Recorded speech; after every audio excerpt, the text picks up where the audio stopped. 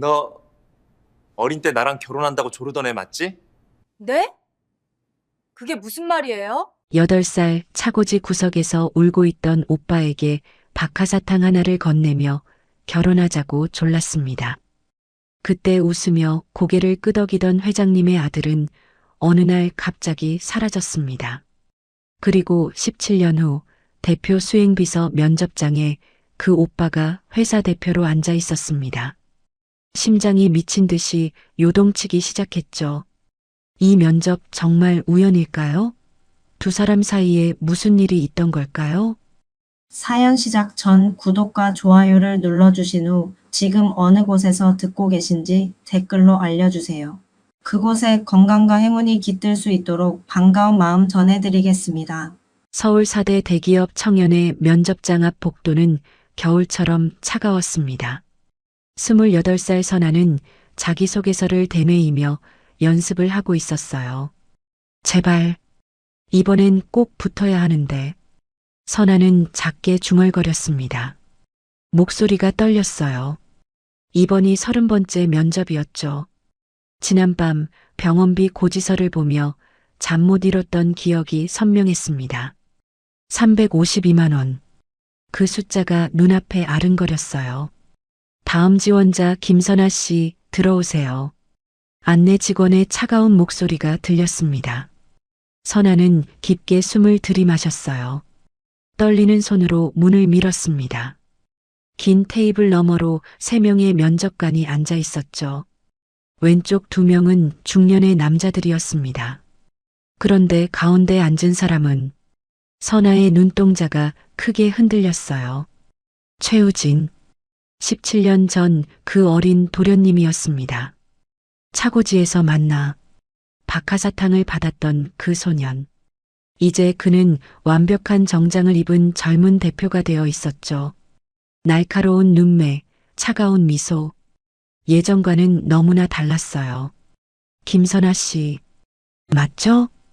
우진의 목소리가 울려 퍼졌습니다. 낮고 부드러운 음색이었지만 어딘가 냉랭했어요. 선아는 침을 꿀꺽 삼켰습니다. 네, 맞습니다. 선아는 준비했던 말들을 더듬거리며 쏟아냈습니다. 저는 김선아입니다. 서울대학교 법학과를 졸업했고 비서학원에서 1년간 교육을 받았습니다. 법률 서류 작성과 스케줄 관리에 자신 있습니다. 목소리가 점점 작아졌어요. 우진의 시선이 너무 무거웠거든요. 선아는 준비한 멘트가 머릿속에서 하얗게 지워지는 걸 느꼈습니다. 충분합니다. 우진이 손을 들어 선아의 말을 끊었습니다. 다른 면접관들이 의아한 표정을 지었어요. 우진은 선아를 똑바로 바라보며 입꼬리를 살짝 올렸죠. 김선아 씨 혹시 기억하시나요? 옛날에 우리 만난 적 있잖아요. 선아의 얼굴이 확 달아올랐습니다. 심장이 미친 듯이 뛰기 시작했어요. 차고지에서요, 사탕 주던. 그 아이 맞죠? 그리고 나중에 커서 나랑 결혼한다고 말하던 그 여자애. 다른 그건 선아는 말문이 막혔습니다. 어린 시절의 부끄러운 기억이 면접장에서 폭로되다니. 창피함에 얼굴이 화끈거렸어요. 우진은 의미심장한 미소를 지으며 서류를 덮었죠. 됐어요, 나가보세요. 결과는 며칠 내로 연락드리겠습니다. 선아는 비틀거리며 면접장을 빠져나왔습니다. 문을 닫는 순간 다리에 힘이 풀려 주저앉을 뻔했죠. 망했어. 완전히 망했어. 선아는 복도 끝으로 걸어가며 17년 전 그날을 떠올렸습니다. 차고지 한 구석에 어린 우진이 웅크리고 앉아 있었어요. 그때였어요. 작은 그림자가 우진 앞에 드리워졌습니다. 고개를 들자 여자아이가 보였어요. 우진보다 한 뼘쯤 작았죠. 낡았지만 깨끗한 원피스를 입고 있었습니다. 우진이 눈물 어린 목소리로 물었습니다. 여자아이는 아무 말 없이 쭈그리고 앉았어요. 그리고는 조그마한 손을 우진에게 내밀었죠. 손바닥 위에는 샛노란 박하사탕 하나가 놓여 있었습니다. 동그랗고 반짝이는 사탕, 어두운 차고지 안에서 유일하게 빛나는 것 같았어요. 오빠 나랑 놀자. 여자아이의 목소리는 작고 맑았습니다. 우진은 떨리는 손으로 사탕을 받았어요. 달콤한 박하향이 코끝을 스쳤죠. 고마워. 우진은 작게 중얼거렸습니다. 사탕을 입에 넣었어요. 혀끝으로 쌓은 단맛이 퍼졌죠. 그 순간 가슴을 짓누르던 차가운 절망이 사르르 녹아내렸습니다. 제 이름은 선아예요. 김선아. 운전기사 아저씨 딸이에요. 여자아이가 말했습니다. 우진은 눈물을 닦으며 고개를 끄덕였어요. 난 우진이야. 최우진. 알아. 도련님이잖아요. 선아는 환하게 웃었습니다. 그 미소가 우진에게는 따뜻한 햇살처럼 느껴졌어요. 오빠 나랑 친구할래? 선아가 물었습니다. 우진은 잠시 망설이다가 고개를 끄덕였어요. 좋아. 그때부터 두 아이는 자주 만났습니다. 우진이 아버지에게 혼날 때마다 선아는 차고지로 달려왔어요. 박하사탕을 건네주며 조용히 옆에 앉아 있었죠. 어느 날 우진이 물었습니다. 왜 박하사탕만 주는 거야? 이게 제일 좋아. 달콤하면서도 시원하잖아. 슬플 때 먹으면 기분이 좋아져. 선아는 해맑게 대답했습니다. 그럼 앞으로도 계속 줄 거야? 그날 이후 박하사탕은 두 사람의 특별한 약속이 되었습니다. 어느 날 선아가 말했습니다. 오빠 나중에 크면 나랑 결혼할 거지? 우진은 깜짝 놀랐습니다. 얼굴이 빨개졌어요. 뭐라고? 바보 같은 소리. 우진은 중얼거렸지만 거절하지는 않았습니다. 그날의 박하사탕, 그날의 약속, 우진의 마음속에 깊이 새겨졌습니다. 유일하게 따뜻했던 기억이었죠. 면접이 끝난 지 사흘이 지났습니다. 선아는 병원 복도를 걷고 있었어요. 손에는 어머니의 병원비 고지서가 들려 있었죠. 금액을 볼 때마다 한숨이 나왔습니다. 352만 원. 선아는 작게 중얼거렸습니다. 이번 달 병원비였어요. 지난달에도 비슷한 금액이 나왔었죠. 어머니의 병은 쉽게 나아지지 않았습니다. 병실 문을 열자 어머니가 침대에 기대어 앉아 있었습니다. 창백한 얼굴, 가늘어진 손. 하지만 딸을 보는 눈빛만은 따뜻했어요. 선아야 왔니? 어머니의 목소리가 들렸습니다. 선아는 밝게 웃으며 다가갔어요. 네, 엄마. 오늘은 좀 어때요? 괜찮단다. 내가 더 걱정이구나. 밤낮으로 일하느라 힘들지? 어머니의 목소리는 힘없이 갈라졌습니다. 선아는 고개를 저었어요. 아니에요. 괜찮아요.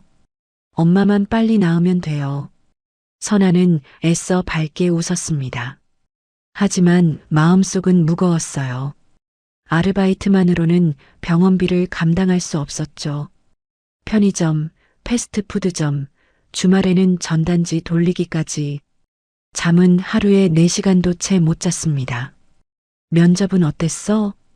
어머니가 물었습니다. 선아는 잠시 멈칫했어요. 최우진의 얼굴이 떠올랐죠. 그의 차가운 눈빛, 날카로운 미소, 그리고 그 창피했던 순간. 잘 모르겠어요. 결과 기다려봐야죠. 꼭 붙을 거야. 우리 선아 똑똑하잖니. 어머니의 말에 선아는 눈물이 핑 돌았습니다. 고개를 숙였어요. 병원을 나온 선아는 편의점으로 향했습니다. 밤 10시부터 새벽까지 야간 근무였어요. 계산대 앞에 서서 삑삑거리는 바코드 소리를 들었죠. 새벽 4시 선아는 집으로 돌아왔습니다. 좁은 원룸. 가구라곤 침대와 작은 책상이 전부였어요. 선아는 침대에 쓰러졌죠. 온몸이 욱신거렸습니다. 책상 위에는 아버지의 유품 상자가 놓여 있었습니다. 낡은 종이 상자였어요. 선아는 상자를 바라보다가 천천히 뚜껑을 열었죠. 안에는 아버지의 운전면허증, 몇 장의 사진, 그리고 낡은 운전일지가 들어 있었습니다. 선아는 일지를 집어들었어요. 아버지의 정갈한 글씨체가 눈에 들어왔죠. 아빠, 도대체 왜 그랬어요? 왜 우릴 버리고 떠난 거예요? 선아는 중얼거렸습니다. 눈물이 일지 위로 뚝 떨어졌어요. 17년이 지났지만 아버지에 대한 그리움은 여전했습니다. 한편 최우진의 사무실. 우진은 창밖을 바라보고 있었습니다. 서울의 야경이 펼쳐져 있었죠. 하지만 그의 눈에는 아무것도 들어오지 않았어요. 김선아. 우진은 낮게 중얼거렸습니다. 그는 책상 위에 놓인 선아의 이력서를 집어들었어요. 사진 속 선아는 피곤해 보였습니다. 그 운전기사의 딸. 우진의 눈빛이 차갑게 가라앉았습니다. 그는 서랍을 열고 낡은 사진 한 장을 꺼냈어요. 17년 전 아버지와 함께 찍은 사진이었죠. 아버지는 환하게 웃고 있었습니다. 아버지. 우진은 사진을 쓰다듬었습니다. 가슴이 아팠어요. 17년이 지났지만 아버지를 잃은 슬픔은 여전했죠. 우진의 아버지 최 회장은 17년 전 비 오는 날 교통사고로 세상을 떠났습니다. 비가 억수같이 쏟아지던 그날 검은색 세단 한 대가 빗줄기를 가르며 질주했어요. 최 회장이 탄 차였습니다. 뒷좌석에서 회장은 서류를 검토하고 있었어요. 앞좌석에는 선아의 아버지가 운전대를 잡고 있었죠. 그는 늘 조심스러웠습니다. 20년간 한 번도 사고를 낸 적 없는 베테랑 운전기사였어요. 김 기사, 수고가 많네. 회장이 말했습니다. 선아 아버지는 백미러로 회장을 보며 미소 지었어요. 아닙니다, 회장님. 제 일인걸요. 내일 선아 생일이라고 했지?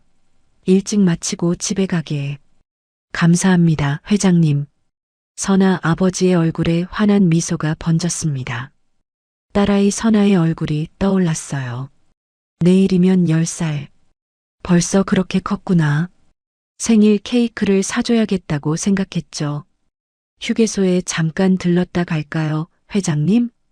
선아 아버지가 조심스럽게 물었습니다. 회장은 고개를 끄덕였어요. 그러지. 커피나 한잔하고 가세. 그때 한 그림자가 차에 다가왔습니다. 비서실장이었죠. 그는 주변을 재빨리 둘러본 뒤 본네트를 조용히 열었어요. 손에는 작은 공구가 들려 있었습니다. 비서실장의 손이 브레이크 선으로 향했습니다. 능숙한 손놀림이었어요. 그는 미세하게 선을 조작했죠. 이제 모든 게 내 것이 되겠지.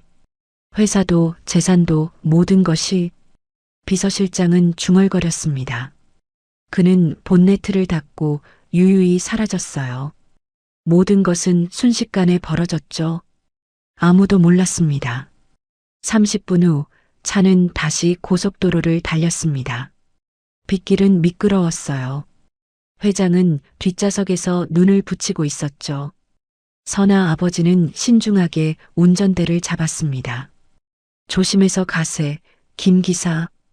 빗길이 험하네. 네, 회장님. 걱정 마십시오. 갑자기 앞에 덤프트럭이 나타났습니다. 선아 아버지는 재빨리 핸들을 꺾었어요. 그리고 브레이크를 밟았죠. 브레이크가 안 됐습니다. 선아 아버지의 비명이 차 안을 가득 채웠습니다.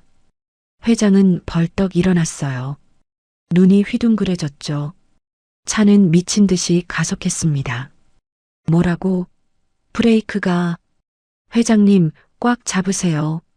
선아 아버지는 필사적으로 핸들을 돌렸어요. 손에 땀이 흥건했죠. 심장이 터질 것 같았습니다. 덤프트럭을 간신히 피했지만 차는 제어를 잃고 있었어요. 조심하세요. 회장이 소리쳤습니다. 선아 아버지는 필사적으로 핸들을 돌렸어요. 그러나 차는 이미 통제 불능이었죠. 쾅! 차는 가드레일을 들이받았습니다. 쇠가 찢어지는 소리가 밤하늘을 갈랐어요.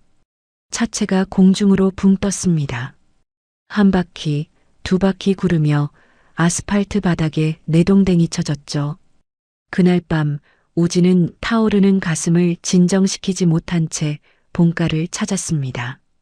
거실에서 차를 마시던 어머니 한 여사는 아들의 서늘한 표정을 보고 직감적으로 물었습니다. 우진아, 무슨 일이니? 얼굴색이 왜 이렇게 안 좋아? 어머니, 오늘 선아를 만났어요. 우진의 말에 한 여사의 찻잔이 가볍게 떨렸습니다. 그녀는 당황한 기색을 숨기며 시선을 피했죠. 선아라니? 설마 그 운전기사의 딸 말이니? 네. 제 발로 우리 회사 면접장에 나타났더군요. 뻔뻔하게 웃으면서요. 제가 이미 김비서 시켜서 그 여자 아버지 행방 찾으라고 지시했습니다. 이번에는 절대 그냥 안 넘어가요. 아버지를 죽게 만든 죄값, 그 집안 사람들 모두에게 똑똑히 치르게 할 겁니다. 우진의 서슬 퍼런 선언의 한 여사는 깊은 한숨을 내쉬며 아들의 손을 잡았습니다. 그녀의 손은 차갑게 식어 있었습니다. 우진아, 이제 그만하면 안 되겠니? 17년이야. 그 긴 시간 동안 너는 영국에서, 나는 이곳에서 충분히 지옥을 겪었잖니. 죽은 사람은 돌아오지 않아. 이제 그만 그 사람들을 잊고 평범하게 살 순 없는 거니? 잊으라고요? 어머니, 어떻게 그런 말씀을 하세요? 아버지가 어떻게 돌아가셨는데? 그들이 우리 가정을 어떻게 망가뜨렸는데? 우진의 고함에 어머니는 눈물을 글썽였습니다. 복수가 무슨 소용이니? 원망을 품고 사는 건 결국 내 영혼을 갉아먹는 일이야. 선아라는 아이도 그때는 너무 어렸잖니. 그 아이가 무슨 죄가 있겠어. 제발 부탁이다, 우진아. 이제는 과거에서 벗어나서 내 인생을 살아라. 어머니는 내가 행복해지길 바랄 뿐이야. 제 행복은 진실을 밝히고 그들을 심판하는 데 있습니다. 어머니가 뭐라 하셔도 제 결심은 변하지 않아요. 우진은 차갑게 어머니의 손을 뿌리치고 방을 나섰습니다. 어머니의 간절한 호소가 오히려 우진에게는 무언가를 숨기려는 조급함처럼 느껴졌습니다. 왜 어머니는 그토록 복수를 말리시는 걸까? 혹시 내가 모르는 무언가가 더 있는 건가? 의구심은 증오를 타고 더 깊게 뿌리 내렸습니다. 자신의 방으로 돌아온 우진은 어둠 속에 앉아 생각에 잠겼습니다. 어머니는 잊으라고 했고 선아는 기억하지 못하는 듯 보였습니다. 세상 모두가 그날의 사고를 과거의 먼지 아래 덮어두려 하고 있었죠. 하지만 우진은 그럴 수 없었습니다. 영국에서의 외로웠던 유학 시절, 밤마다 가위에 눌리며 아버지를 찾던 어린 소년의 울음소리가 아직도 귓가에 쟁쟁했기 때문입니다. 잊을 수 있다면 진작 잊었겠죠. 하지만 저는 매일 그 차고지에서 당신들이 웃던 모습을 기억합니다. 우진은 책상 위에 놓인 선아의 이력서 사진을 뚫어지게 쳐다보았습니다. 사진 속 선아는 지나치게 맑은 얼굴을 하고 있었습니다. 내가 감히 내 회사에 들어오겠다고? 좋아, 들어오게 해줄게. 내 발로 들어온 이 지옥에서 내 아버지가 저지른 짓을 하나하나 돌려받게 해주마. 우진은 선아를 합격시키기로 결심했습니다. 단순히 그녀를 고통스럽게 하기 위해서가 아니었습니다.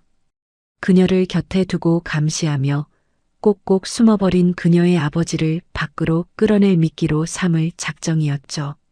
그는 창밖의 도심 야경을 내려다보며 차갑게 혼잣말을 내뱉었습니다. 박선아, 이제부터 시작이야. 내가 누렸던 그 평범한 일상이 얼마나 가느다란 줄 위에 세워진 것인지 똑똑히 보여줄게. 우진의 눈빛은 이제 슬픔도 망설임도 없는 차가운 칼날이 되어 있었습니다. 어머니의 만류도 시간의 흐름도 그를 멈출 수 없었습니다. 집에 도착해 거실 소파에 몸을 던진 우진은 한참 동안 천장을 바라보았습니다. 미움인지 그리움인지 알 수 없는 감정이 소용돌이쳤습니다. 마침내 그는 결심한 듯 휴대폰을 꺼내 김 비서에게 전화를 걸었습니다. 네, 김 비서입니다. 본부장님. 우진은 낮게 가라앉은 목소리로 입을 뗐습니다. 김 비서, 오늘 면접 본 박선아 씨에 대해서 좀 알아봐줘요.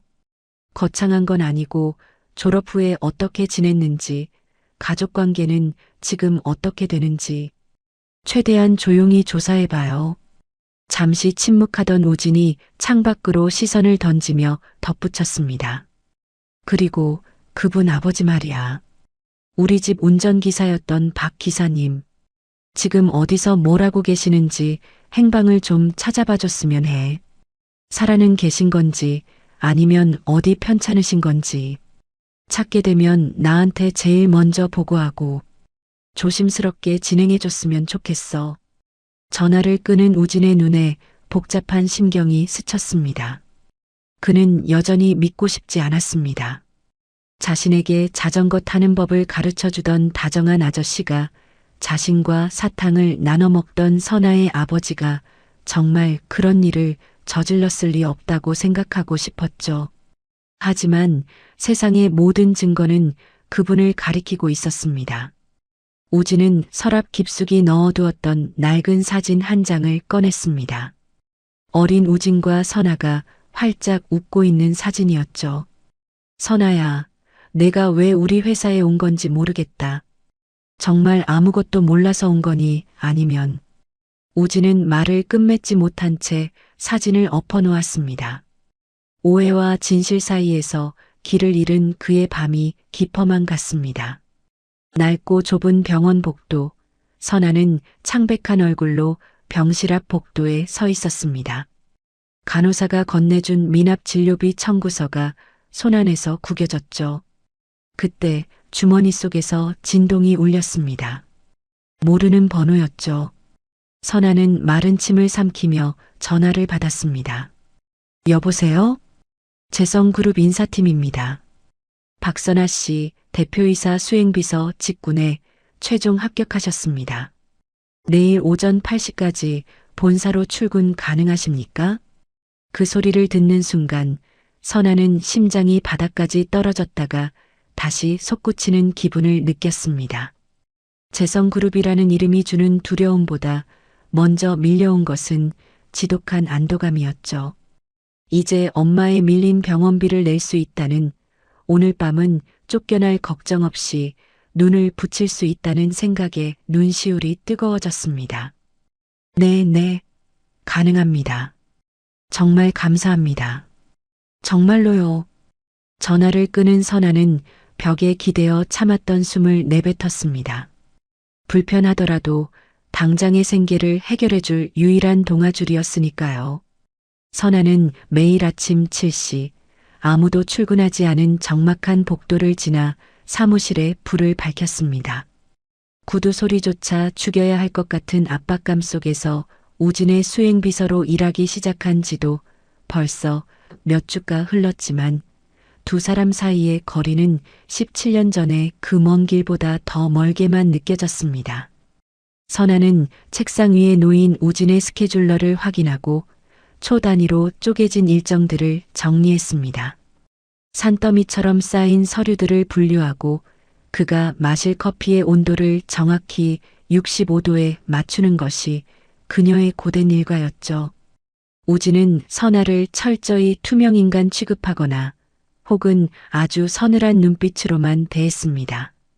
그의 눈빛은 마치 내가 감히 여기가 어디라고 나타나? 라고 묻는 것 같았습니다. 이 서류, 분류 기준이 엉망이군. 다시 정리해. 우진은 검토하던 서류철을 책상 너머로 툭 던지듯 놓았습니다. 낱장으로 흩어진 종이들이 선아의 발치에 어지럽게 널브러졌죠. 선아는 자존심이 상해 입술을 깨물었지만 묵묵히 허리를 숙여 바닥에 떨어진 종이들을 주우며 대답했습니다. 죄송합니다. 제가 놓친 부분이 있었나 봅니다. 바로 다시 하겠습니다. 대표님. 커피, 이건 너무 미지근해. 내 취향 하나 제대로 파악 못하면서 수행비서라고 앉아 있는 건가? 아니면 원래 그렇게 무능한 집안 내력인 건가? 우진의 말 한마디 한마디는 날카로운 송곳이 되어 선아의 가슴을 사정없이 찔렀습니다. 사실 선아는 알고 있었습니다. 커피 온도가 문제가 아니라 자신의 존재 자체가 우진에게는 참을 수 없는 고통이자 발작적인 분노의 대상이라는 것을요. 하지만 선아는 포기할 수 없었습니다. 17년 전 아버지가 떠난 후 짊어져야 했던 가난의 무게, 살인자의 딸이라는 주홍 글씨, 그리고 마음 한구석에 화인처럼 남은 그날의 의문을 풀기 위해서는 우지옥 같은 자리를 반드시 지켜내야만 했으니까요. 어느 비 내리는 오후였습니다. 회색빛 하늘에서 쏟아지는 빗줄기가 창문을 두드리는 소리만이 방 안을 채우고 있었죠. 우진은 긴급한 외부 미팅을 위해 급히 자리를 비웠고 선아는 홀로 남아 대표실 구석에 있는 오래된 캐비닛을 정리하고 있었습니다. 캐캐 묵은 종이 냄새 사이에서 먼지 쌓인 낡은 가죽 서류철 하나가 툭 떨어졌습니다. 표지에는 빛바랜 글씨로 최 회장님 운행일지라고 적혀 있었죠. 운행일지? 선아의 심장이 미친 듯이 요동치기 시작했습니다. 떨리는 손으로 일지를 펼치자 눈에 익은 투박하면서도 정갈한 글씨체가 나타났습니다. 바로 어린 시절 자신에게 글자를 가르쳐주던 아버지의 필체였습니다. 페이지를 넘길 때마다 아버지가 매일 어떤 길을 달렸고 누구를 모셨으며 차량의 상태가 어떠했는지에 대한 기록들이 빼곡했습니다. 17년이라는 세월을 건너온 아버지의 숨결이 느껴지는 듯 했습니다. 그때였습니다. 우진이 잊은 물건이 있는지 거칠게 문을 열고 사무실로 들어왔습니다. 그는 책상 위에서 낡은 자동차 키를 집어들었죠. 우진이 늘 지니고 다니던 가죽이 다해진 오래된 키홀더였습니다. 그것은 돌아가신 최 회장의 유품이었습니다. 우진이 급하게 차 키를 챙기다 책상 모서리에 강하게 부딪히는 순간 키홀더의 옆면이 미세하게 벌어지며 그 틈새로 검은색 작은 칩 같은 것이 튀어나왔습니다. 우진은 눈치채지 못한 듯 서둘러 방을 나갔습니다. 홀로 남겨진 선아는 홀린 듯 책상 주변을 살폈습니다. 카펫 위에 떨어진 것은 다름 아닌 소형 SD카드였습니다. 키홀더 내부에 정교하고도 교묘하게 숨겨져 있다가 우연한 충격으로 세상 밖으로 나온 것이었죠. 이게 왜 여기에? 왜 숨겨져 있었던 거지? 선아는 본능적으로 직감했습니다. 이것이 단순히 데이터를 저장하는 장치가 아니라 누군가 목숨처럼 감춰야 했던 진실의 파편이라는 것을요. 그녀는 떨리는 손으로 SD카드를 주머니 깊숙이 넣었습니다. 우진이 다시 돌아오기 전 그녀는 아무 일 없었다는 듯 서류 정리를 마쳤지만 심장은 터질 듯이 뛰고 있었습니다. 빗소리는 더욱 거세졌고 그녀의 머릿속은 수천 가지 생각으로 가득 찼습니다. 퇴근 후 돌아온 선아의 비좁고 서늘한 원룸. 그녀는 낡은 책상 위에 아버지의 유품인 수첩과 낮에 가져온 SD카드를 나란히 놓았습니다. 17년 동안 어둠 속에 갇혀있던 진실이 이제 곧 눈앞에 드러날지도 모른다는 공포와 기대가 교차했습니다. 제발 아버지가 범인이 아니라고 말해줘. 아버지가 우리를 버리고 도망친 게 아니라고. 간절한 기도를 올리며 그녀는 SD카드를 노트북에 연결했습니다. 하지만 파일들은 엄격한 다중 암호로 잠겨 있었습니다. 선아는 포기하지 않았습니다. 밤새도록 보안 해제 프로그램을 검색하고 기억나는 모든 숫자의 조합, 아버지의 생일, 우진의 생일, 사고 당일의 날짜까지 입력했죠. 창밖에 가로등 불빛이 희미해지고 푸르스름한 새벽 공기가 방 안을 채울 무렵 마침내 딸깍하는 소리와 함께 철옹성 같던 폴더가 열렸습니다. 화면에 나타난 것은 17년 전 사고 당일의 기록이 담긴 블랙박스 복원 영상이었습니다. 빗줄기가 억수같이 쏟아지는 고속도로 휴게소의 외진 뒤편. 아버지가 잠시 화장실을 가기 위해 자리를 비운 사이 검은 우비를 깊게 눌러 쓴 남자가 차에 다가왔습니다. 남자는 주변을 극도로 경계하며 살피더니 능숙한 손놀림으로 본네트를 열고 브레이크 오일 라인을 예리한 칼로 건드리기 시작했습니다. 잠시 후 남자가 우비를 벗으며 누군가와 전화를 받는 장면에서 그의 얼굴이 달빛 아래 선명하게 드러났습니다.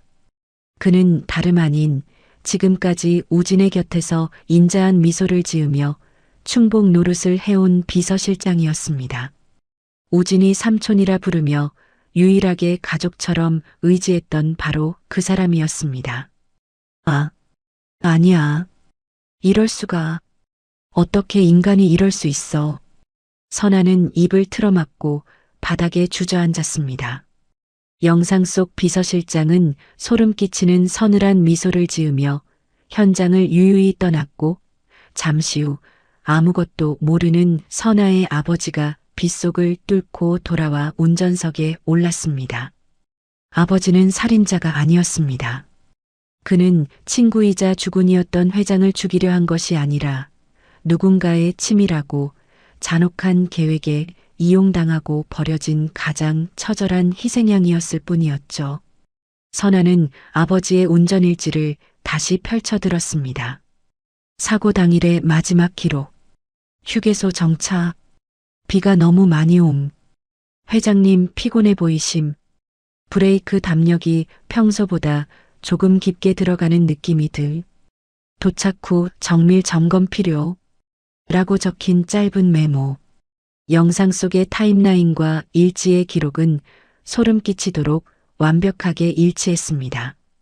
17년 동안 가슴에 맺혔던 거대한 웅어리가 뜨거운 눈물이 되어 터져나왔습니다.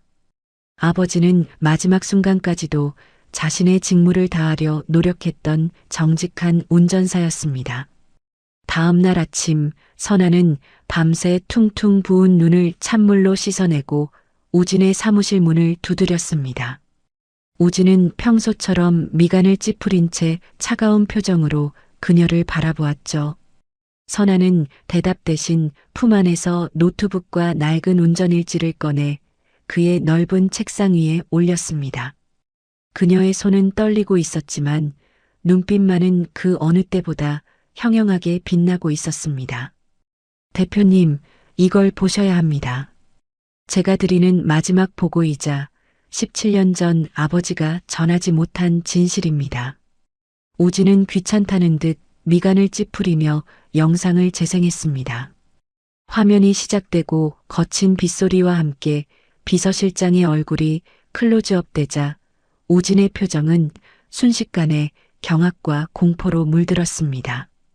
17년 동안 자신이 유일한 혈육보다 더 믿고 의지했던 사람이 자신의 아버지를 차가운 아스팔트 위에서 죽음으로 몰아넣는 장면을 실시간으로 목격한 것입니다. 이게 지금 무슨 비서실장이 왜 저기 있어? 왜 내 차를 만지고 있는 거냐고.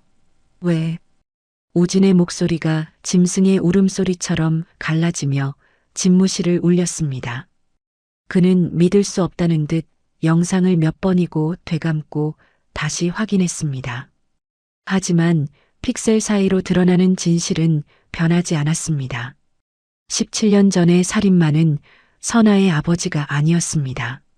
제 아버지는 마지막까지 핸들을 놓지 않으셨어요. 브레이크가 듣지 않는 절망적인 상황에서도 회장님을 살리려고 끝까지 벽에 차를 들이받으며 버티셨다고요. 그런데 당신들은 이 세상은 내 아버지를 비겁한 살인자로 만들고 도망자로 낙인 찍었습니다. 선아의 처절한 외침에 우진은 힘없이 고개를 떨구었습니다. 자신이 선아에게 퍼부었던 그 모진 독설들, 그녀를 경멸하며 차갑게 대했던 지난날의 모든 가해들이 칼날이 되어 우진의 심장을 난도질했습니다. 그는 복수의 대상을 잘못 정했고 17년이라는 긴 시간 동안 엉뚱한 사람의 영혼을 갉아먹으며 살아온 것이었습니다. 내가 무슨 짓을 한 거지? 도대체 내가 무슨 괴물이 되어버린 거야? 한참을 오열하던 우진이 겨우 고개를 들어 선아를 바라보았습니다. 그의 눈에는 이제 광기 어린 증오 대신 깊은 죄책감과 형용할 수 없는 슬픔이 서려 있었습니다. 선아 씨, 정말 미안합니다. 내가 너무 어리석고 눈이 멀어 있었어요. 당신과 당신 아버님께 죽어서도 씻지 못할 대역죄를 지었습니다.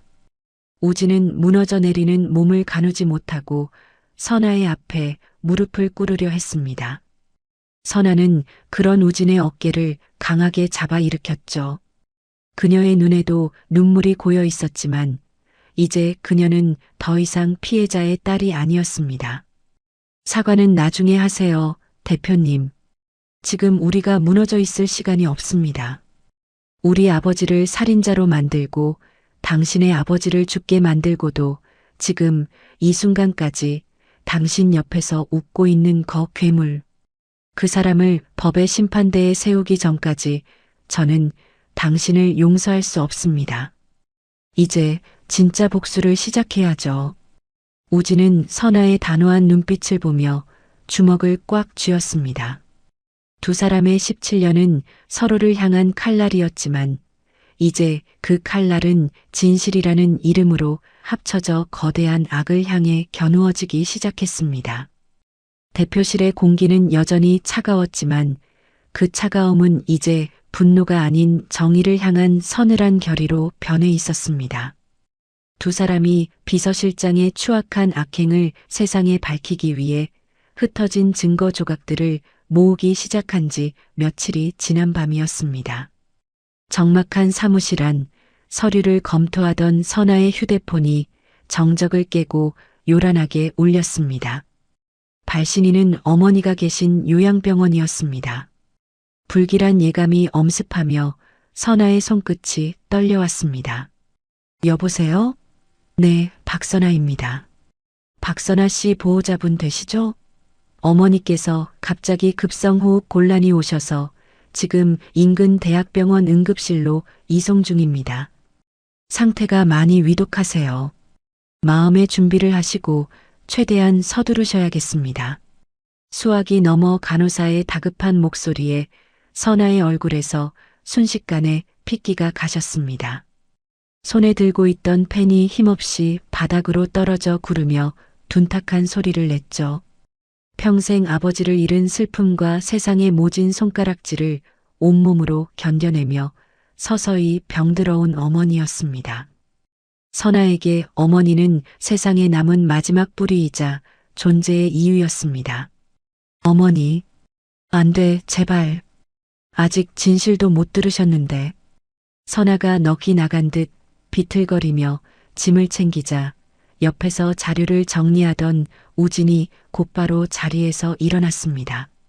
그는 선아의 창백한 안색을 보고 상황이 심상치 않음을 직감했죠. 선아 씨, 정신 차려요. 내 차로 갑시다. 내가 운전할게요. 억수같이 비가 쏟아지는 밤이었습니다. 우진은 미친 듯이 가속 페달을 밟으며 병원으로 향했습니다. 와이퍼가 쉴 새 없이 움직여도 시야가 흐릿할 만큼 폭우가 쏟아졌지만 우진의 마음은 그보다 더 급했습니다. 조수석에서 하얗게 질린 채 손을 떨며 소리 없는 눈물을 흘리는 선아를 보며 우진의 심장은 시커멓게 타들어갔습니다. 17년 전 자신의 아버지를 잃었을 때 느꼈던 그 차갑고 눅눅한 공포가 다시금 그를 덮쳐왔습니다. 우진은 핸들을 꽉 쥔 채 속으로 빌고 또 빌었습니다. 제발 내가 사죄할 기회를 빼앗아가지 마세요. 선아 씨에게서 소중한 사람을 뺏지 마세요. 제가 지은 죄를 그녀의 어머니에게 묻지 마세요. 병원에 도착했을 때 선아의 어머니는 이미 수술실로 들어간 상태였습니다. 선아는 차가운 수술실 문 앞 대리석 바닥에 주저앉아 어깨를 들썩이며 오열했습니다. 우진은 조용히 다가가 자신의 겉옷을 벗어 선아의 떨리는 어깨를 감싸주었습니다. 그리고 조심스럽게 그러나 단단하게 그녀의 작은 손을 감싸주었죠. 괜찮을 거예요, 선아 씨. 어머니 정말 강한 분이시잖아요. 나 때문에, 우리 가문의 그 모진 오해 때문에 그 긴 세월을 버티셨는데 이렇게 허무하게 포기하지 않으실 겁니다. 제발 기운내요. 우진의 진심 어린 위로에 선아는 참아왔던 울음을 터뜨리며 그의 품에 머리를 기댔습니다. 17년 전 비극이 닥치기 전 두 아이가 사탕을 나눠 먹으며 온기를 나누던 그 시절의 기억이 아련하게 겹쳐졌습니다. 수술이 길어지던 중 원무과 직원이 다급하게 선아를 찾아왔습니다. 보호자님, 긴급 수술과 중환자실 입원 처리를 위해 중간 수납이 필요합니다. 밀린 요양병원비와 입원 응급수술비를 합쳐서 금액이 상당한데 지금 바로 결제가 가능하실까요? 선아는 직원이 건넨 영수증을 보고 눈앞이 캄캄해졌습니다. 숫자가 적힌 종이가 마치 거대한 벽처럼 느껴졌죠. 지난 세월 어머니의 병원비를 대느라 선아에겐 남은 돈이 거의 없었습니다. 당장 수백만 원이 넘는 금액을 구할 길이 막막해진 선아가 입술을 파르르 떨며 당황해하자 뒤에 서 있던 우진이 차갑고도 단호한 손길로 선아의 손에 든 영수증을 낚아채듯 가져갔습니다. 이건 제가 처리하겠습니다. 안내해 주시죠. 대표님, 이건 제가 어떻게든 해결해 볼게요. 제 개인적인 일인데. 선아가 당황하며 우진의 소매를 붙잡았지만 우진은 뒤도 돌아보지 않은 채 원무과 직원에게 블랙카드를 내밀었습니다. 아니요, 선아 씨. 이건 당신 일이 아니라 우리 일입니다. 17년 동안 우리 가문이 당신들에게 지운 빚에 비하면 이건 먼지만큼도 안 되는 금액이에요. 미안하다는 말도 사치인 거 압니다. 그러니까 제발 이런 걸로 마음 쓰지 말고 어머니 곁을 지키세요. 결제를 마친 우진이 다시 돌아와 선아의 곁을 지켰습니다. 선아는 우진이 내민 그 호의가 단순한 금전적 도움을 넘어 지난 세월의 고통을 함께 짊어지겠다는 약속처럼 느껴져 다시금 눈물을 삼켰습니다. 몇 시간의 피 말리는 기다림 끝에 수술실의 붉은 불빛이 꺼졌고 지친 기색의 의사가 걸어 나왔습니다. 고비는 넘겼습니다. 정말 기적이네요. 환자분께서 삶에 대한 의지가 대단하셨던 것 같습니다. 조금만 늦었어도 위험할 뻔했습니다. 그제야 두 사람은 바닥에 주저앉아 참았던 안도의 한숨을 내쉬었습니다.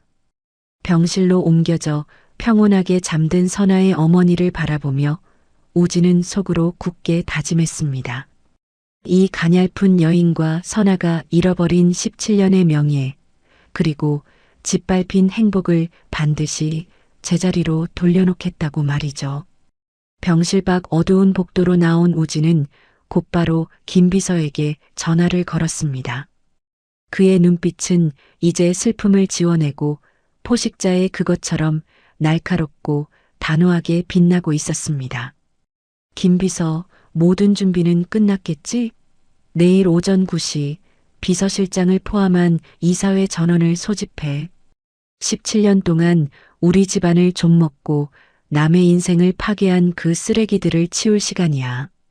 단 한 명도 빠져나가지 못하게 퇴로를 차단해. 전화를 끊은 우진이 병실 안을 들여다보았습니다. 선아는 잠든 어머니의 손을 꼭 쥐고 있었습니다.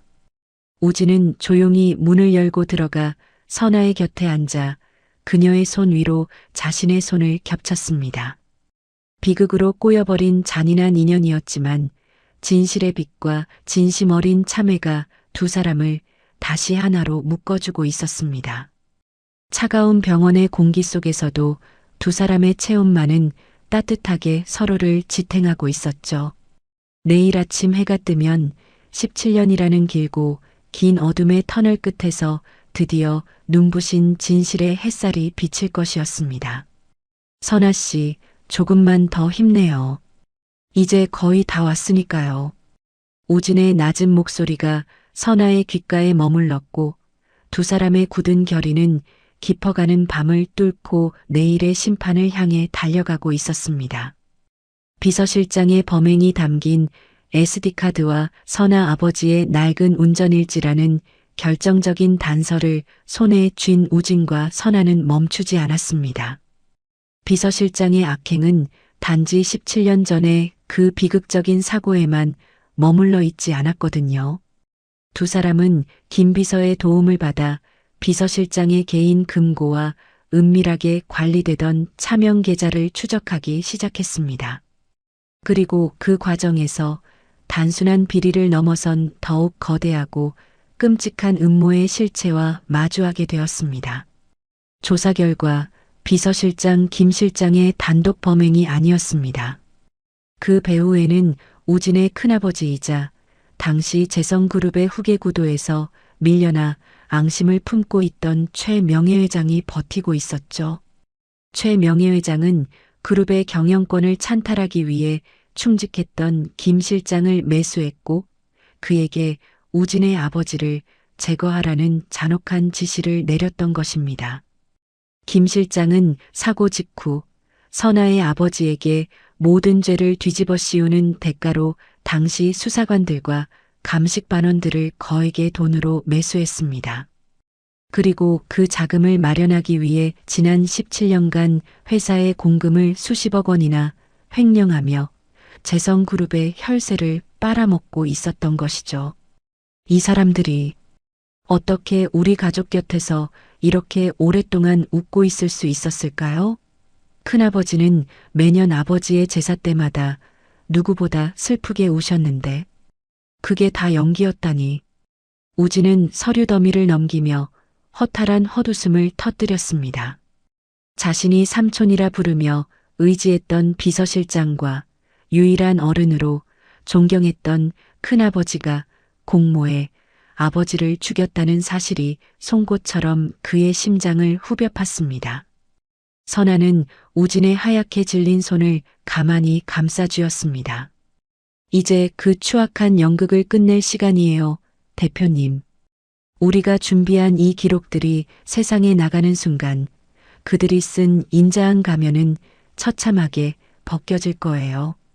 우리 아버지가 짊어졌던 그 무거운 짐도 이제는 내려놓아야죠.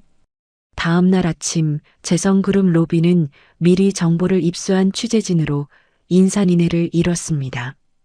우진은 선아와 함께 당당히 정문을 통과해 비서실장의 집무실로 향했습니다. 갑작스러운 상황에 당황한 김 실장은 특유의 인자한 미소를 지으며 일어났지만 우진의 뒤로 보이는 검찰 수사관들의 모습에 얼굴이 순식간에 굳어졌습니다.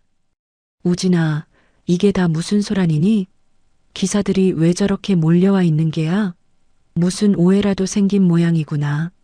그 가식적인 목소리를 듣는 순간 우진의 눈빛은 얼음장처럼 차갑게 빛났습니다.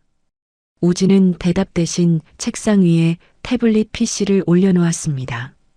화면 속에는 17년 전 빗속에서 비서실장이 브레이크 라인을 훼손하며 최 명예회장과 통화하던 섬뜩한 영상과 녹취록이 재생되고 있었죠. 김 실장님, 아니 김영호 씨. 이 영상 속에서 내 아버지의 죽음을 지휘하던 인물이 누구인지 설명해 보시겠어요? 그리고 큰아버지와의 통화 내역, 차명 계좌로 흘러들어간 횡령 자금들. 이것도 오해라고 하실 건가요? 비서실장의 얼굴은 이제 흑빛을 넘어 잿빛으로 변했습니다. 입술이 파르르 떨리고 이마에는 비 오듯 식은 땀이 흘러내렸죠. 그는 끝까지 발뺌하려 했지만 선아가 비서실장의 발치에 던진 결정적인 증거 당시 그가 매수했던 수사관의 자백이 담긴 진술서 앞에서 무너져 내렸습니다. 이건 다 최 명예회장님이 시킨 일이야. 나는 그저 시키는 대로 했을 뿐이라고. 비서실장의 비겁한 외침은 곧장 검찰의 압수수색으로 이어졌고 동시에 우진의 큰아버지인 최 명예회장의 자택에도 수사관들이 들이닥쳤습니다. 평생을 권력의 정점에서 군림하던 그들은 그렇게 허무하게 무너져 내렸습니다. 재판이 열리던 날 법정 안은 바늘 떨어지는 소리조차 들릴 만큼 무거운 정적이 감돌았습니다. 피고인석에 나란히 앉은 최 명예회장과 비서실장은 초췌하기 그지없는 모습이었죠. 검사가 증거 영상을 상영하자 방청석 곳곳에서는 분노 섞인 탄식이 터져나왔습니다. 최 명예회장은 최후 변론에서도 끝까지 탐욕을 버리지 못했습니다. 하지만 비서실장은 모든 것을 포기한 듯 고개를 숙이고 말았죠. 당시 회장님이 저의 횡령 정황을 눈치채기 시작하셨습니다. 최 명예회장님은 경영권을 원하셨고 저는 살고 싶었습니다. 박 기사에게는 정말 미안하게 생각합니다. 그 사람이 워낙 성실하고 입이 무거운 사람이라 오히려 죄를 씌우기가 가장 쉬운 타깃이었습니다. 그의 뻔뻔하고도 잔인한 고백에 선아는 참았던 눈물을 터뜨렸습니다. 고작 자신의 안위를 위해 한 가정을 파괴하고 한 남자를 살인자로 만들어 17년 동안 도망자로 살게 만든 대가는 너무나도 컸습니다. 피고인에게 무기징역을, 피고인 김영호에게 징역 25년을 선고한다. 또한 횡령한 전액을 추징하며 판사의 법봉 소리가 3번 울려 퍼졌습니다. 정의의 심판이 내려진 순간이었습니다. 경찰에 의해 연행되어 나가는 그들의 뒷모습을 보며 우진과 선아는 서로를 마주 보았습니다. 17년이라는 긴 세월 동안 두 사람의 목을 죄어오던 무거운 사슬이 비로소 끊어지는 소리가 들리는 듯 했습니다. 법정을 나서는 길, 쏟아지는 햇살 아래 우진이 선아의 손을 꽉 잡으며 말했습니다. 선아 씨, 이제 우리 아버지들께 가서 말씀드려요. 이제 더 이상 억울해하지 마시라고. 우리가 진실을 찾았다고요.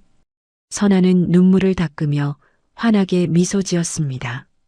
비극과 오해로 시작된 인연이었지만 이제 그들은 과거의 잔해를 딛고 새로운 삶을 향해 걸어갈 준비가 되어 있었습니다. 그들의 등 뒤로 17년간의 어둠이 걷히고 따뜻한 빛이 길게 드리워졌습니다. 며칠 후 우진은 선아의 아버지를 위해 대대적인 명예회복 절차를 밟았습니다. 신문 일면에는 박 기사의 무죄와 그가 마지막 순간까지 회장을 구하려 했던 영웅적인 행동들이 대대적으로 보도되었습니다. 선아의 어머니는 병상에서 그 기사를 읽으며 하염없이 눈물을 흘렸고 우진은 그 곁에서 조용히 고개를 숙여 사죄했습니다. 이제 두 사람 앞에는 복수가 아닌 치유와 사랑의 시간이 기다리고 있었습니다. 우진은 재성그룹의 대표로서 무너진 정의를 바로 세우기 시작했고 선아는 그의 가장 든든한 파트너이자 연인으로서 그 길을 함께 걷게 되었죠. 길고 길었던 겨울이 지나고 그들의 삶에도 마침내 진정한 봄이 찾아왔습니다. 모든 진실이 백일하에 드러나고 17년이라는 기나긴 세월 동안 두 가정을 짓눌러온 거대한 바위가 치워진 후였습니다. 우진과 선아는 17년 전 비극의 밤에 끊어졌던 마지막 연결고리를 되찾기 위해 필리핀행 비행기에 올랐습니다. 기내 창밖으로는 끝없이 펼쳐진 순백의 뭉게구름 위로 부드러운 햇살이 부서지고 있었죠. 선아는 비행기 안에서 내내 무릎 위에 놓인 아버지의 낡은 운전일지를 손끝으로 매만졌습니다. 손때 묻은 가죽의 질감이 마치 아버지의 거친 손등처럼 느껴졌습니다. 정말 아버지를 찾을 수 있을까요? 17년이에요. 강산이 2번이나 변할 긴 시간인데 혹시라도 우리가 너무 늦은 건 아닐까요? 선아의 목소리는 간절한 기대와 혹시 모를 실망에 대한 두려움이 섞여 파르르 떨리고 있었습니다. 우진은 그런 선아의 차갑게 식은 손을 단단히 쥐어주며 어느 때보다 확신에 찬 눈빛으로 그녀를 바라보았습니다. 찾을 겁니다. 반드시요. 제가 가진 모든 네트워크와 자원을 동원해서라도 당신 앞에 모셔올게요. 이제 우리가 아버님께 드려야 할 건 고통의 눈물이 아니라 17년 만에 되찾은 정의와 진실이니까요. 조금만 더 용기를 내요, 선아 씨. 마닐라 공항에 도착한 두 사람은 숨이 막히는 열기 속에서도 쉼없이 발걸음을 옮겼습니다. 우진은 미리 섭외해둔 현지 조사관들과 한인 교민회, 그리고 가이드들의 도움을 받아 사고 직후 필리핀으로 건너온 것으로 추정되는 한국인 남성을 샅샅이 수소문했습니다. 사진 한 장과 낡은 기록에 의지해 마닐라 외곽의 빈민가부터 이름 모를 작은 섬들까지 헤매고 다닌 지 일주일이 지났을까요? 마침내 두 사람은 마닐라에서 차로 대여섯 시간을 달려야 도착하는 먼 남쪽의 작은 어촌 마을에 닿았습니다. 소금기 밴 바다 냄새가 물씬 풍기는 해변 끝자락, 파도 소리만이 정적을 깨는 낡은 오두막 앞에서 한 남자가 묵묵히 그물을 손질하고 있었습니다. 강렬한 열대 태양에 검게 그을린 피부, 세월의 풍파를 온몸으로 받아낸 듯 깊게 파인 주름, 가리고 한껏 굽어버린 초라한 어깨. 하지만 그물을 만지는 섬세하고 조심스러운 손길과 먼 바다를 응시하는 고요한 눈빛만은 선아의 기억 속 다정했던 아버지 그대로였습니다. 아, 아버지. 선아의 목소리가 뜨거운 해변의 정적을 깨고 터져나왔습니다. 그녀는 샌들이 벗겨지는 줄도 모른 채 하얀 모래사장을 달려갔습니다. 남자는 멍하니 고개를 들었다가 환청처럼 들려온 딸의 목소리에 멈칫했습니다. 그리고 시야에 들어온 딸의 얼굴을 확인하는 순간 손에 들고 있던 그물을 힘없이 떨어뜨렸습니다. 선아야, 내 딸 선아니? 정말 내 딸 선아야? 아버지는 떨리는 팔로 달려온 딸을 부서질 듯 꽉 껴안았습니다. 17년이라는 긴 세월, 살인자라는 누명을 쓴 채 가족에게 해가 될까봐 죽은 듯이 숨어 살았던 아버지의 눈에서 참아왔던 통곡이 터져 나왔습니다. 선아는 아버지의 마른 가슴에 얼굴을 묻고 아이처럼 흐느꼈습니다. 미안해요, 아버지. 우리가 너무 늦게 와서 정말 미안해요. 얼마나 외롭고 무서우셨어요. 아버지는 거친 손으로 딸의 젖은 등을 토닥이며 연신 고개를 저었습니다. 아니다, 선아야. 이렇게 건강하게 잘 커준 것만으로도 고맙다. 너를 다시 한 번만이라도 보는 게 평생의 소원이었는데 아빠는 이제 죽어도 여한이 없어. 조금 떨어진 곳에서 이 가슴 벅찬 광경을 지켜보던 우진의 가슴에도 뜨거운 무언가가 치밀어 올랐습니다. 그는 천천히 다가가 선아 아버지 앞에 허리를 90도로 꺾어 깊숙이 고개를 숙였습니다. 아버님, 죄송합니다. 제가 너무나 큰 죄를 지었습니다. 아버님을 오해하고 증오하며 복수의 칼날을 갈았던 제 어리석음이 부끄러워 고개를 들 수가 없습니다. 우진의 진심 어린 참회와 눈물의 선아 아버지는 우진의 어깨를 가만히 잡아 일으켰습니다. 그의 눈빛에는 원망 대신 모든 것을 포용하는 인자한 자애가 가득했습니다. 괜찮다, 우진아. 너도 그 모진 세월을 견뎌온 피해자였어. 그 악한 사람들이 꾸민 음모에 우리 모두가 노란한 것뿐이야. 내 잘못이 아니니 이제 그만 무거운 짐을 내려놓으렴. 내 아버님도 하늘에서 내가 행복해지기만을 바라고 계실 거다. 우진은 소매자락으로 눈물을 훔치며 힘주어 말했습니다. 모든 진실을 밝혔습니다. 아버지를 죽게 하고 아버님께 죄를 씌운 비서실장과 큰아버지는 법의 심판을 받았습니다. 아버님의 명예도 완벽하게 회복되었습니다. 이제 더 이상 숨어 지내지 않으셔도 됩니다. 저희와 함께 한국으로 가족 곁으로 돌아가요. 계절이 바뀌어 한국으로 돌아온 가족에게는 기적 같은 행복이 찾아왔습니다. 선아의 지극정성 어린 간호와 기적처럼 살아 돌아온 남편의 존재 덕분이었을까요? 선아의 어머니는 위독했던 고비를 넘기고 기적적으로 건강을 회복했습니다. 퇴원하여 햇살이 잘 드는 새 집으로 돌아온 어머니의 얼굴에는 17년 전 잃어버렸던 그 온화한 미소가 다시 피어올랐습니다.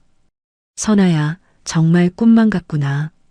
내 아빠가 내 손을 다시 잡고 있고 이렇게 듬직한 우진 씨가 우리 가족이 되어주다니. 어머니의 말에 우진은 선아의 손을 꼭 잡으며 쑥스러운 듯 그러나 진심을 담아 웃었습니다. 어머님, 아버님, 이제 제가 두 분 평생 편안하게 모시겠습니다. 지난 세월의 아픔을 제가 다 갚아드릴 수 있게 허락해 주세요. 1년 후 우진과 선아의 결혼식 날이 다가왔습니다. 화려하고 권위적인 예식장 대신 두 사람은 아버지가 예전에 정성껏 가꾸던 정원을 닮은 작은 야외 식장을 선택했습니다. 따스한 봄 햇살이 내리쬐고 이름 모를 들꽃들이 흐드러지게 핀 식장은 소박했지만 그 어떤 화려한 예식보다 진실한 온기와 축복으로 가득했습니다. 순백의 드레스를 입은 선아가 아버지의 단단한 손을 잡고 입장할 때 우진은 턱시도를 멋지게 차려입고 벅찬 표정으로 그녀를 맞이했습니다. 햇살 아래 선아는 눈부시게 아름다웠고 우진의 눈에는 과거의 증오 대신 오직 깊은 사랑과 신뢰만이 담겨 있었죠. 정말 아름다워요, 선아 씨. 우진의 낮은 속삭임에 선아는 수줍게 웃으며 화답했습니다. 주례사의 목소리가 정원에 울려 퍼졌습니다. 험난한 운명의 파도를 함께 넘고 서로의 찢긴 상처를 따뜻한 사랑으로 보듬어준 두 사람의 앞날에 영원한 축복이 가득하길 기원합니다. 우진은 선아의 양손을 꼭 잡고 그녀의 눈을 맞추며 맹세했습니다. 선아, 평생 당신 곁을 지키는 그림자가 될게요. 우리가 어릴 때 나눠 먹던 그 박하사탕처럼 삶이 쓰고 힘들 때마다 당신의 입안을 시원하고 달콤하게 환기해주는 그런 남편이 되겠습니다. 선아는 행복한 눈물을 글썽이며 대답했습니다. 저도요, 우진 씨. 이제 우리에게 더 이상 아픈 눈물은 없을 거예요. 당신이 보여준 용기와 진심을 믿고 평생 당신의 가장 든든한 조력자이자 안식처가 될게요. 두 사람의 서약과 함께 나눈 입맞춤 위로 하객들의 아낌없는 박수갈채가 쏟아졌습니다. 선아의 부모님은 서로의 손을 꼭 맞잡은 채 흐뭇한 눈물로 딸과 사위의 앞날을 축복했습니다. 17년의 시린 겨울이 끝나고 비로소 맞이한 진정한 봄이었습니다. 피로연이 끝난 후 두 사람은 한적한 정원길을 함께 걸었습니다. 우진은 주머니에서 노란 포장지에 쌓인 작은 사탕 하나를 꺼냈습니다. 17년 전 차고지에서 겁에 질린 어린 우진에게 선아가 건넸던 바로 그 투박한 박하사탕이었습니다. 기억해요? 내 인생에서 가장 캄캄했던 날, 유일하게 달콤했던 순간. 우진이 사탕을 건네자 선아는 환하게 웃으며 그것을 받아들었습니다. 그 작은 사탕 하나가 가진 온기가 우리를 돌고 돌아 여기까지 데려다 줬네요. 우진은 이후 기업가로서의 영리보다는 법률 서비스를 통해 억울한 누명을 쓴 이들의 진실을 밝히는 박하재단을 설립했고 선아는 그곳에서 상처받은 피해자들의 마음을 어루만지는 심리 상담가로 새로운 인생을 시작했습니다. 과거의 상처는 흉터로 남겠지만 이제 그 흉터는 서로를 더 깊이 이해하고 아끼게 만드는 단단한 사랑의 뿌리가 되었습니다. 따사로운 오후의 햇살 아래 두 사람의 그림자가 하나가 되어 길게 이어졌습니다. 박하사탕처럼 달콤하고 청량한 그들의 진짜 삶은 이제 막 첫 페이지를 넘기고 있었습니다.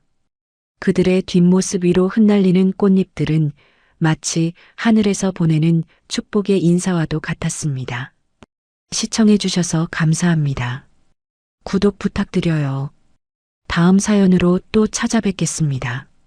글빛 이야기였습니다.